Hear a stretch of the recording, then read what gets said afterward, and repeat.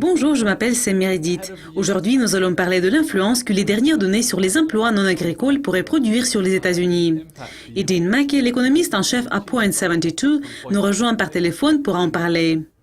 Malgré le ralentissement de la croissance des emplois aux États-Unis en juin jusqu'à 223 000, le marché du travail semble garder une position forte pour faire face à la croissance de la population. Comment évaluez-vous le marché du travail dans le pays pour le moment? Le marché du travail est rebondi par rapport à une période de faiblesse connue au printemps. Par exemple, en mars, nous avons vu que seulement 119 000 emplois ont été créés. Ce chiffre a progressé et au cours de 3 derniers mois, la moyenne était de 221 000. Donc, nous avons vu une reprise importante de la croissance de l'emploi. Cela a résulté en une baisse continue du taux de chômage qui a chuté de 5,3% en juin. Au cours des dernières années, la baisse a été constante et par exemple, par rapport à la même période de l'année dernière, le taux a chuté de 8 dixièmes.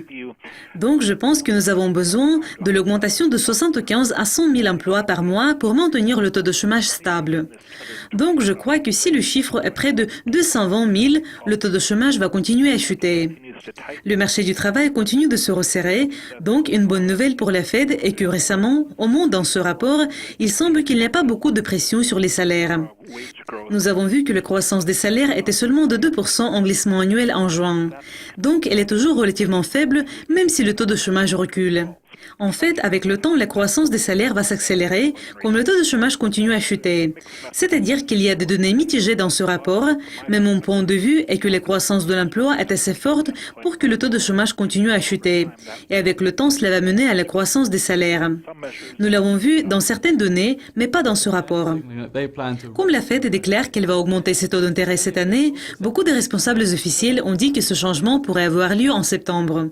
La confiance croissante de l'inflation des États-Unis et le marché du travail étaient les points essentiels pour la hausse des taux. Quelles sont vos prévisions? Je pense que le scénario est favorable pour la hausse des taux en septembre. Mais nous ne pouvons pas être sûrs à 100%. Je crois que les principales raisons sont la baisse continue du taux de chômage et la reprise économique qui est en cours.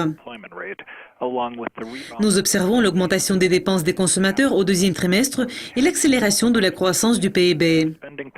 Nous voyons également l'accélération de la croissance de l'emploi. Et c'est important parce que la Fed ne veut pas attendre jusqu'à ce qu'il y ait des signes clairs de la croissance considérable de l'inflation pour commencer le processus du resserrement monétaire.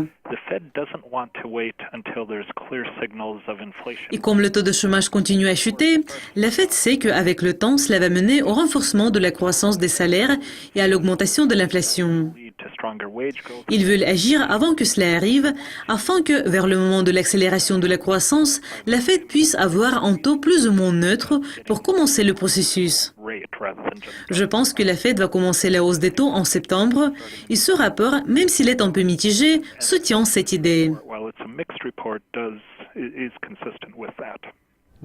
Ce qui pourrait potentiellement susciter des inquiétudes aux États-Unis, c'est l'affaiblissement de la croissance des salaires qui est resté inchangé. Comment cet indicateur principal de l'inflation des consommateurs pourrait influencer l'optimisme de l'économie? Il est important pour les consommateurs de savoir comment le revenu progresse. Et les indicateurs différents de la croissance des salaires montrent des tendances différentes. L'indice du coût de l'emploi que la Fed préfère a augmenté de manière significative à environ 2,5%, tandis que les gains horaires dans le rapport sur l'emploi sont seulement à 2%. Donc, ils ne sont pas tout à fait cohérents.